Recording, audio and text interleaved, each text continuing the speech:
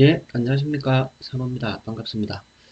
자, 제가 현대건설을 오늘 가져왔습니다.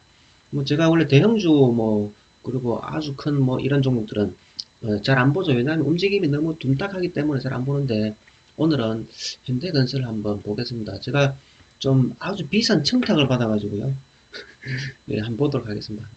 음, 일단 현대건설 가지고 차트 분석을 하기에는 약간 애로사항들이 있습니다. 왜냐하면 이 기관들, 외인들 스타일들은 뭐 저항이 되고 또 뭐는 지지가 되고 이런 것들 별 개념이 의미가 없습니다. 자기 마음대로 돈으로 막 움직이는 그런 집단이라서 저항도 무시하고 지지도 무시하고 그냥 마음대로 움직이는 게 대형주들의 스타일입니다. 그래서 차트 분석으로는 올라탈 수 있는 게 아닌 게 대형주거든요. 그런데 이제 현대건설 어떻게 보냐라는 의견이 있어서 제가 답변을 한번 드려보도록 하겠습니다. 우선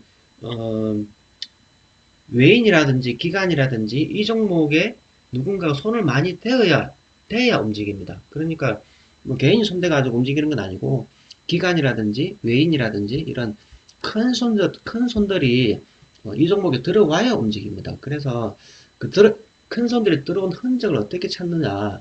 흔적 찾는 방법은 여러 가지 있겠습니다만 대표적으로 이렇게 보시면 됩니다. 자, 여기 주가가 한번 올랐죠? 자, 올랐는데 이렇게 한번 보시면 많이 올라가지고 이렇게 거래량이 터졌죠? 자, 그래서 오르기 전을 봐야 됩니다. 오르기 전에. 오르기 전을 봐야 됩니다. 자, 오르기 전. 오르기 전을 보니까 어떻습니까, 여러분? 여기 거래량 키높이들하고 그 키높이들하고 앞쪽에 있는 키높이들하고는 키높이가 다르죠. 거래량이. 다시 말하면 거래량이 바짝 붙었다. 오른쪽으로 갈수록 바짝 거래량이 생긴 거거든요. 그래서 다시 한번 또 볼게요. 자, 이렇게 한번 볼게요. 뒤로 조금만 백 하고 자, 여기까지. 예, 됐습니다. 자, 아까 우리가 살펴봤던 데는 여기는 작았고 여기는 키높이가 줄이 여기죠. 줄이 여기고 그죠? 여기는 작았죠. 근데 또 오른쪽에 오니까 어떻습니까, 여러분?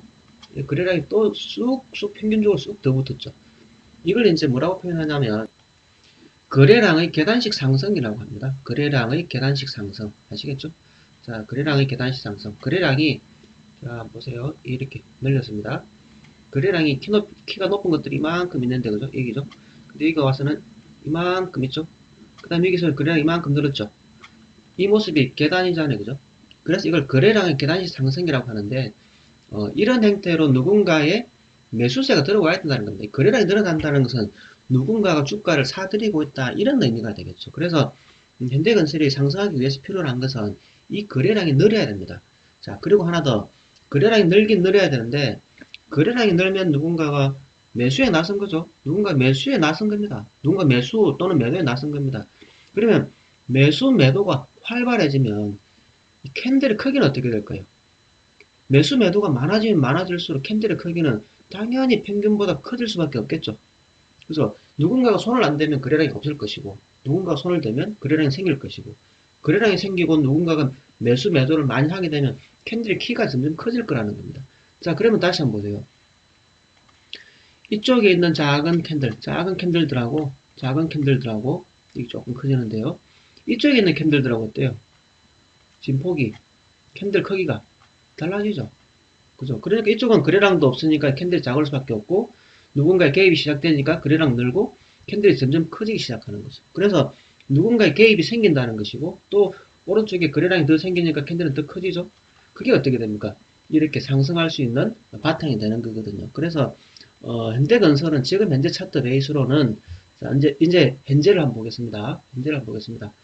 주가가 쑥 하니 떨어지더니 코로나를 빌미해서 쑥 떨어지더니 거래량이 어떻게 변했습니까? 거래량이 늘어난 거 보이세요?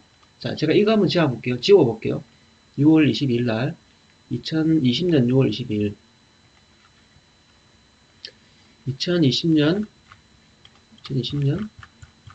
6월 22일. 자, 6월 22일.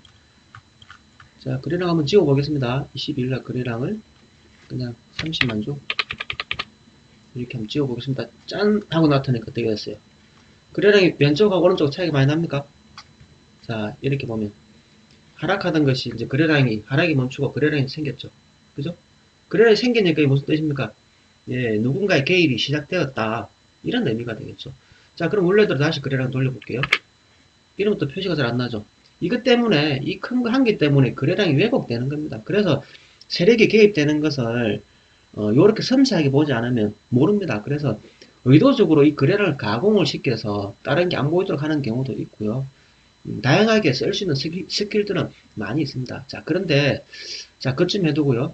이 거래량이 많이 생긴 날이 무슨 날이었는가 한번 살펴볼 필요가 있습니다. 그래서 그냥 여기에다 마우스를 살짝 올리시면, 그냥 제가 읽어볼게요. 현대건설 7조 원 규모 한남 3구역 시공사 선정의 급등, 이런 얘기입니다. 그러니까, 당군 이래 최대 재건축 따낸 현대건설, 뭐 이런 얘기죠. 예, 당군 이래 1.7조 규모, 예, 이 얘기입니다. 근데 호재가 있었죠.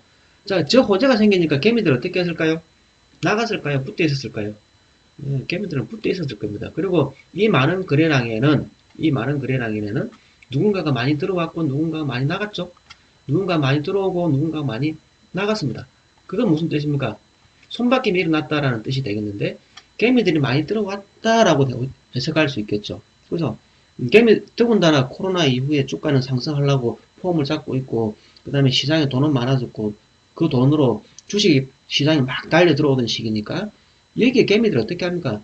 막 매수하지만, 또 뭐합니까? 신용을 막 지르죠, 신용을. 그죠? 이게 보시면, 위에 두 번째 줄에, 공매도 가열 신용융자 A군 이런 거 있죠. 신용융자 A군이 뭐냐면, 외상으로 살 수 있는 신용을 얘기하는데 90일 동안 쓸 수 있습니다. 90일. 그리고 제일 위에 줄에 제일 오른쪽에 증거금률 20% 있죠. 200만 원 있으면 1000만 원치를 살 수 있는 게 이 종목이다, 이런 뜻이고요. 90일 동안 외상으로 살 수 있다, 이런 의미입니다. 그렇다면 여러분, 이게 개미들이 가장 많이 들어와가지고 외상으로 막 쳐지른 자리가 이 자리거든요. 이 자리입니다. 6월 22일입니다. 그럼 이거 언제 반대 매매 나가겠습니까? 90일이니까 달력으로 석 달 90일이니까, 예, 9월 22일 넘어가면 개미들 탈탈 털려 나갑니다. 그래서 이거는 9월 22일 날 이후에 사는 거다, 이렇게 해석할 수 있습니다. 자, 한번 볼게요. 자, 9월 22일은 어디냐? 9월 22일은 20일 얘기죠. 22일이니까 딱 90일 채우고 그 다음 날인데, 요때 이후에 사는 거다, 이런 얘기죠. 이해되셨죠? 요때 사는 거다, 요때 사는 거다.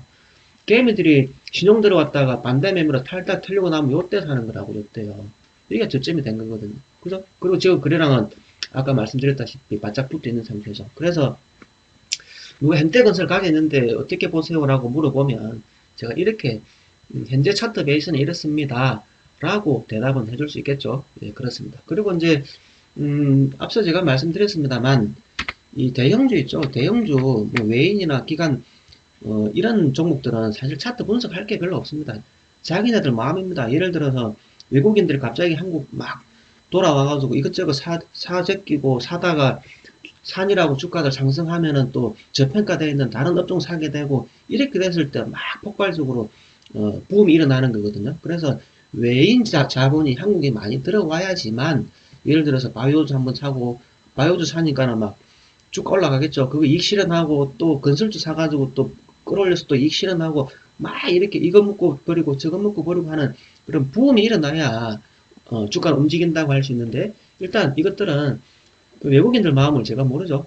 예, 한마디로 모릅니다. 그리고 쟤네들은 차트 분석이 저항이니 뭐 지진이 있다는 걸 그냥 한마디로 개무시합니다. 예를 들어서 말입니다. NC소프트 한번 보세요. 자, 보시면 주가가 상승할 때요, 뭐 저항이고 뭐고 이런 개념이 없습니다. 저항이 된다, 뭐 맞고 떨어진다, 이런 거 없이 기관이나 외인이 손을 대면 주가는 이런 형태로 움직일 수 있습니다. 그래서 어쩌면 현대건설이 요 위치일 수도 있고요, 요 위치일 수도 있죠. 뭐 그건 알 수 없는 부분이고요. 그리고 이제 자, 다시 현대건설로 돌아가서 자, 그냥 이거 한번 보겠습니다. 매출이 17조 정도 되고 영업이익이 6천억대, 6천억대, 시총은 4조 원대, 4조 천억. 예, 저는 그냥 가볍게 이렇게 평가를 합니다. 6천억 되면, 영업이익이 6천억 되면 10배, 시총은 6조 돼도 된다. 6조. 지금 4조죠. 지금 현재 현대건설은 그냥 간단하게 고평가라고는 보기는 어렵고, 누군가가 그냥 주인이 나타나서, 세력이 나타나서 쭉 뽑아줘도 될 판, 그런 베이스다 뭐 이런 정도로만 이해를 하겠습니다. 자, 이거 여러분, 근데 저보고 현대건설 살려 물어보면 저는 안 삽니다. 예, 100번의 기회가 와도 저는 현대건설 안 삽니다. 왜 안 사냐? 움직임이 느려 터져가지고요. 안 사고요. 그 다음에 이 대형주들의 특징이 뭐냐면 개미들을 깔끔하게 탈탈탈 털고 또 개미들을 깔끔하게 들어오게 만들고 할 수 있는 그게 안 됩니다. 무슨 얘기냐면요.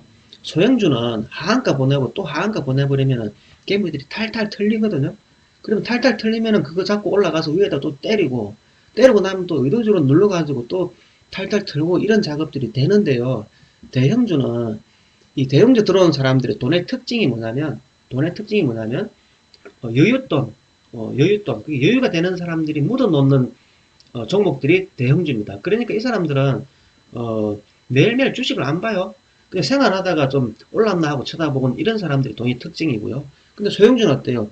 당장 매매해가지고 단타 치고 막 수익 내고 짧으면은 뭐 몇 분, 몇 초, 길면은 며칠, 뭐 몇 달 이 정도만 가지고 있는 사람들이라서 세력이 어떤 의도를 하고 움직이면은 그 의도가 제 눈에 보이는데요. 대형주는 그런 게 없습니다. 이런 정도로 정리하겠습니다. 그래서 제가 안 합니다. 아시겠죠? 예, 오늘 여기까지 하겠습니다. 수고 많았습니다.